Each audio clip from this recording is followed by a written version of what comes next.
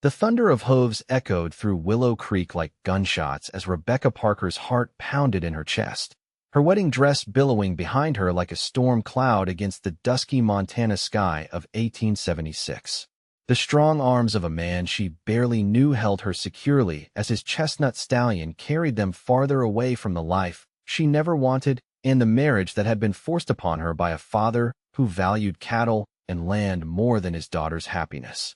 "Hold tight, Miss Parker," the cowboy shouted over the wind, his voice steady despite the urgency of their flight.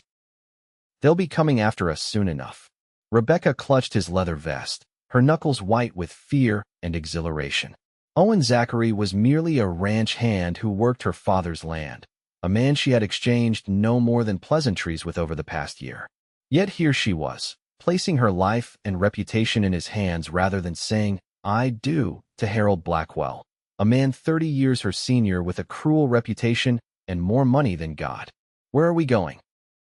she called, catching her breath as they crested a hill that revealed the vast expanse of prairie stretching before them, painted gold and crimson by the setting sun. "I know a place," Owen replied, not slowing their pace. "A day's ride north. My friend has a cabin where we can rest before deciding our next move." Rebecca had no time to question his plan further as the sound of pursuit reached her ears. A quick glance over her shoulder confirmed her fears. Her father, the groom, and several men from town were galloping after them, rage visible even at this distance. Owen sensed her fear. "They won't catch us. Maverick here is the fastest horse in the territory." He patted the stallion's neck affectionately. "And I know these hills better than any man alive." As they plunged into a dense copse of pine trees, following a narrow path invisible to anyone who didn't know it was there, Rebecca found herself wondering what had driven this quiet cowboy to such a bold action. Why risk everything for her? The question remained unspoken as they rode through the night, the stars emerging one by one above them like silent witnesses to their flight. Rebecca's wedding gown, once pristine and adorned with expensive lace imported from Europe, now bore the marks of her escape, torn and smudged with dirt. She couldn't bring herself to care. When they finally stopped to rest near a small creek, Owen helped her dismount with gentle hands. At 26, he was lean but strong, his face weathered by years under the western sun. His dark hair fell in waves beneath his hat, and his eyes, deep blue like mountain lakes, regarded her with concern. "Are you all right, Miss Parker?" he asked, offering her his canteen. Rebecca took a long drink before answering. "Yes. No. I don't know." She laughed, a brittle sound in the quiet night. "I was about to be married to a monster, and now I'm running away with a man I barely know. My father will disown me if he hasn't already. I have no money, no possessions except this ruined dress." She looked up at him, 22 years old, and suddenly facing a future without certainty. "I should be terrified, but you're not?" Owen asked, tending to his horse. "Strangely, no." Rebecca touched the bark of a nearby tree, grounding herself in the moment. "I feel free." Owen smiled then, a genuine expression that transformed his serious face.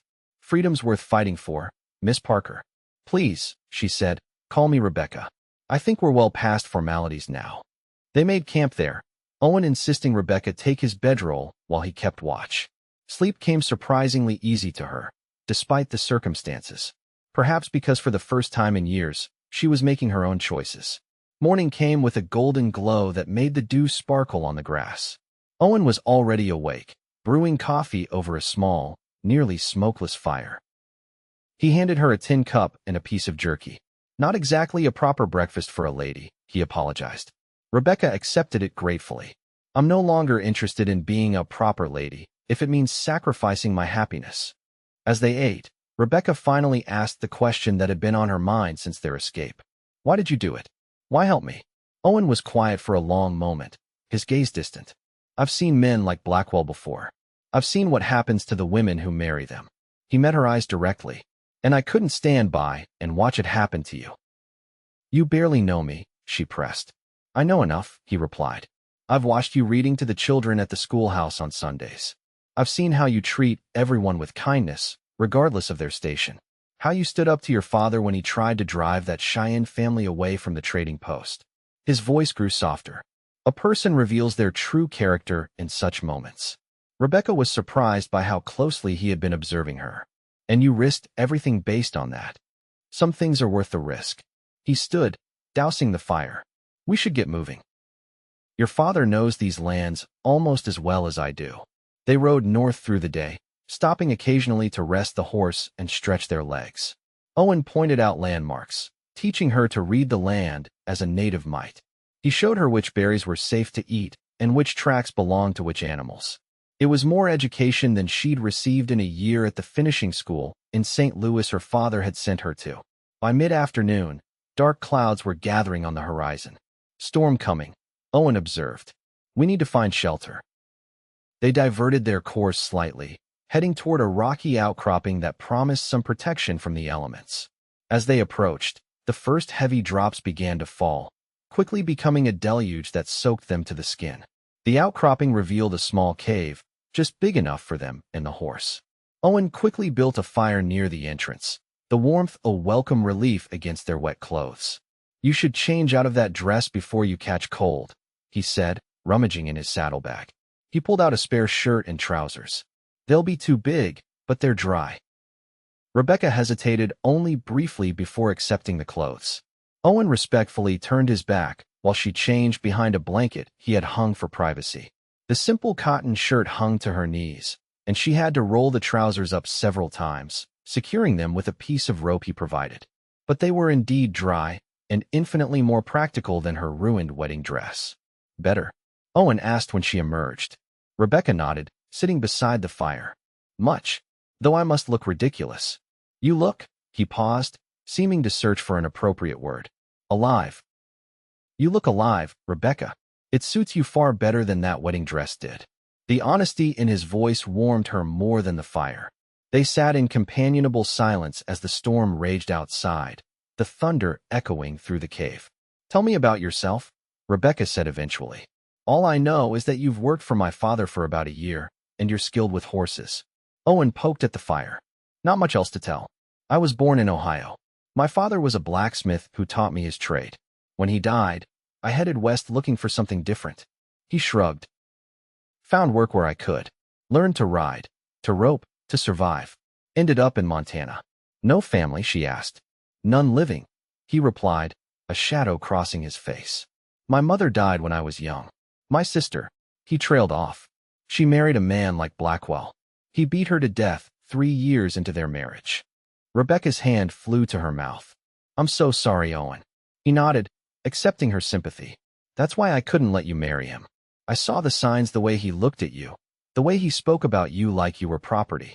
I know what comes after the wedding. My father didn't care, Rebecca said bitterly. Blackwell offered $10,000 and a partnership in his mining ventures. That was worth more to him than my happiness. Some men don't deserve to be fathers, Owen said quietly. The storm continued through the night, keeping them confined to the cave. They talked more than they slept, Rebecca sharing stories of her childhood on the ranch, her time at school in St. Louis, and her dreams of one day teaching. Owen spoke of his travels across the West, the characters he'd met, and his hope to someday have a small ranch of his own. By morning, when the storm had passed, leaving the world washed clean and glistening, Rebecca realized she felt more comfortable with Owen than she ever had with any man, including her own father.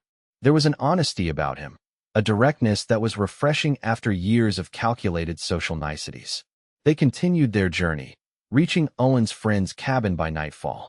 It was a simple structure, solidly built and hidden in a small valley that offered natural protection.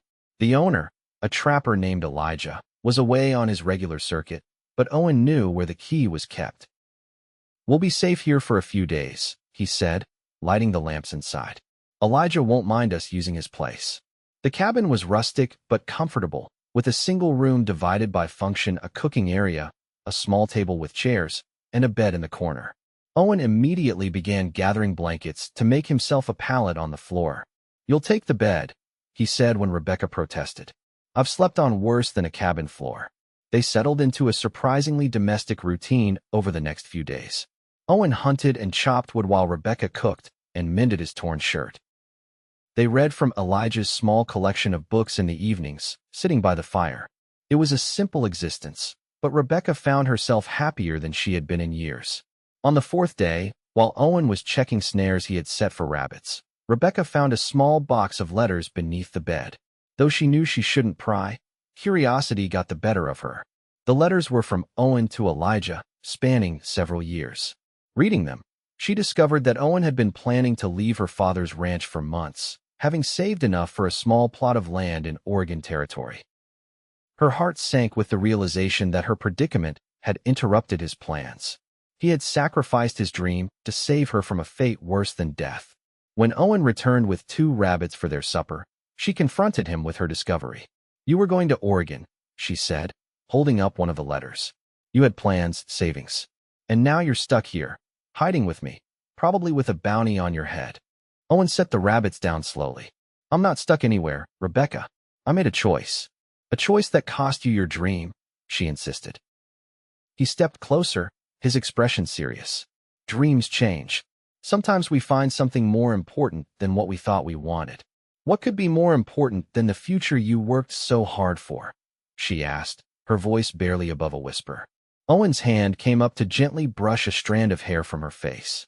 "Doing the right thing. And maybe," he hesitated, then continued with quiet determination, "maybe finding someone worth building a different dream with." The moment hung between them, charged with unspoken possibility. Then the sound of approaching horses shattered it. Owen was instantly alert, moving to the window with the practiced stealth of a man accustomed to danger.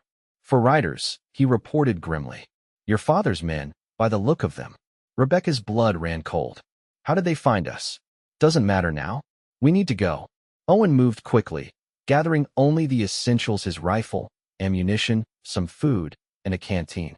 They slipped out the back of the cabin just as the riders approached the front. Owen led her to where he had hidden his horse in a small stand of trees, helping her mount before swinging up behind her. "Hold tight," he whispered, and then they were moving, keeping to the tree line to avoid being spotted immediately. Their escape didn't go unnoticed for long. Shouts erupted behind them, followed by the thunder of pursuing hooves. Owen pushed Maverick hard, using every trick and shortcut he knew to try to lose their pursuers. They rode for miles, the chase becoming a grueling test of endurance for both horse and riders. When Maverick began to tire, Owen guided him into a shallow stream, following its course to mask their trail. Eventually, they found refuge in a dense thicket as night fell, the darkness providing additional cover. Huddled together for warmth, they listened to the sounds of the search continuing around them. Rebecca trembled, not just from cold but from fear. Owen's arm tightened around her shoulders. "They won't find us," he promised in a whisper. "And by morning, we'll be heading west. I know another way." "West? To Oregon?" she asked. "If that's what you want," he said. "Or we could go south to Colorado, north to Canada. The world is open to us, Rebecca." She turned to look at him in the dim moonlight filtering through the branches. "Us?" Owen's eyes held her steadily. "If you'll have me as your traveling companion. I won't presume more than that, but I would be honored to help you start a new life, wherever you choose." Rebecca studied his face, this man who had risked everything for her. In the days they had spent together, she had come to know him, his quiet strength, his unwavering principles, his gentle heart beneath the weathered exterior. What had begun as gratitude had grown into something deeper, something that made her heart race whenever he looked at her. "And if I want more than a traveling companion?" she asked boldly. Owen's breath caught. "Rebecca, I have nothing to offer you. No land, no money, just a horse and whatever we can carry. You have yourself," she said simply. "Your honor, your kindness, your heart. That's worth more than all of Blackwell's money or my father's land." His hand came up to cup her cheek, his touch tender. "I've cared for you from afar for longer than I should admit. But I never dared hope." Rebecca closed the distance between them, pressing her lips to his in a kiss that was both a question and an answer. When they parted, breathless and wondering, she whispered, "Hope now, Owen Zachary." Morning found them moving again, taking a westward route that Owen swore would be safer, though longer. They traveled cautiously, always alert for signs of pursuit, but the land seemed to embrace them, offering hiding places and sustenance as they journeyed. 2 weeks into their flight, they reached a small town in Idaho Territory. Owen suggested they stop long enough to replenish their supplies and perhaps find work to earn money for the continuing journey. "We should get married," he said suddenly as they approached the town. "For your protection, if nothing else." A woman traveling alone with a man invites speculation and trouble. Rebecca laughed, the sound bright in the clear mountain air. "Is that a proposal, Mr. Zachary?" Owen looked embarrassed. "A poorly timed one, I suppose. You deserve better than words mumbled on horseback after weeks of hard travel." "I can think of nothing more romantic," she assured him. "Yes, I will marry you, Owen. Not for protection or propriety, but because I love you." His smile was like sunrise breaking over the mountains. They found a preacher in town willing to marry them that very day. Rebecca wore a simple blue dress they purchased with some of Owen's carefully saved money, and Owen wore the cleanest shirt he owned. It was nothing like the elaborate wedding her father had planned, but as they spoke their vows in the small church with only the preacher and his wife as witnesses, Rebecca knew this was the marriage she was meant to have. They took jobs in the town, Owen at the livery stable, Rebecca at the local school, intending to stay only long enough to earn money for their continued journey to Oregon. But the town welcomed them, appreciating Owen's skill with horses and Rebecca's dedication to the children's education. When the town's livery owner announced his intention to retire, he offered Owen the opportunity to buy the business at a fair price. It wasn't the ranch in Oregon that Owen had dreamed of, but it was a good living in a place where they had found acceptance. "What do you think?" Owen asked Rebecca as they discussed the offer in their small rented room. "It's not what we planned, but plans change," she said, echoing his words from weeks before. "And sometimes what we find is better than what we were looking for." They decided to stay, buying not just the livery but a small house on the edge of town with enough land for a garden and a few horses of their own. Owen's business thrived, his reputation for honest dealing and excellent horsemanship spreading throughout the territory. Rebecca continued teaching, finding fulfillment in watching young minds blossom under her guidance. In their second year of marriage, she gave birth to a daughter they named Elizabeth, after Owen's mother. Life wasn't always easy. There were hard winters, dry summers, and occasional scares when strangers passing through town reminded them that Rebecca's father might not have given up his search. But they faced each challenge together, their bond growing stronger with each passing season. For years after their arrival, a familiar face appeared at the livery stable: Elijah, Owen's trapper friend, who had followed rumors and intuition to find them. "Your father-in-law died last winter," he told them over supper in their home.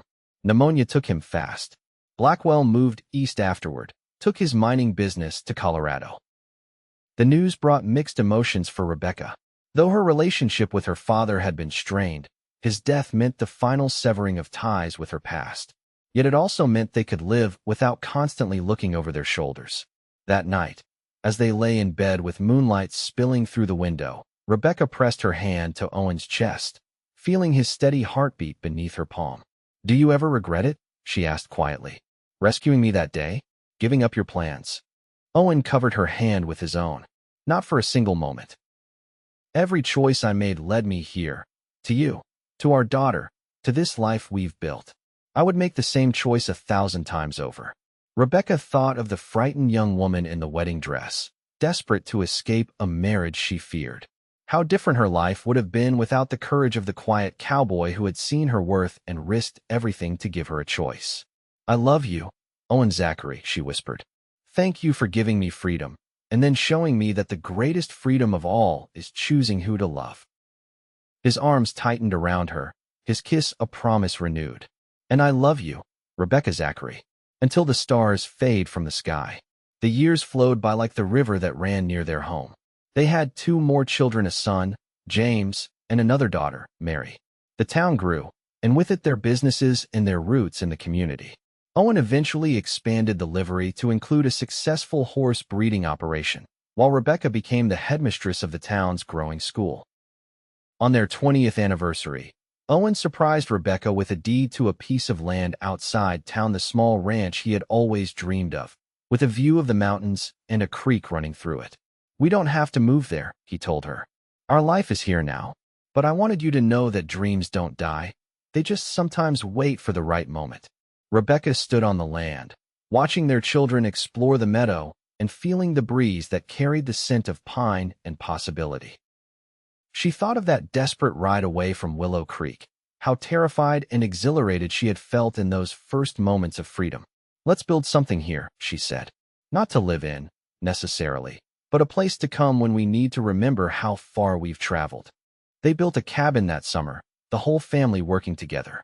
It became their retreat, a place to gather on special occasions, or simply to escape the bustle of town life for a few days.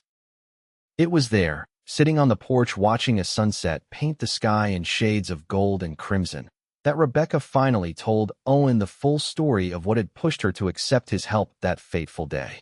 How she had overheard Blackwell talking to her father about breaking her, about how he liked his women submissive and silent. How she had tried to reason with her father, only to be locked in her room until the wedding day. "I had decided to run away that night, even if I had to go on foot," she admitted. "Then I saw you with your horse, looking at the house like you were considering something impossible. When our eyes met through the window, I knew you would help me. I had no plan," Owen confessed with a rueful smile. "I just knew I couldn't let it happen. When I saw you at that window, looking like a trapped bird, something in me just acted. Before I knew it, I was beneath your window, helping you climb down, lifting you onto Maverick, and riding away as fast as we could." "The most impulsive decision of your life," Rebecca teased. "And the best," he replied, taking her hand in his. Sometimes the heart knows what it wants before the head can make sense of it.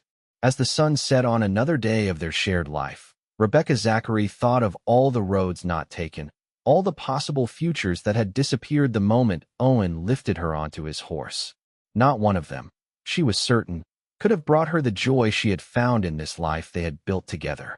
From a desperate escape to a love that had weathered every storm, theirs was a journey that had come full circle from freedom sought to freedom found in each other's arms.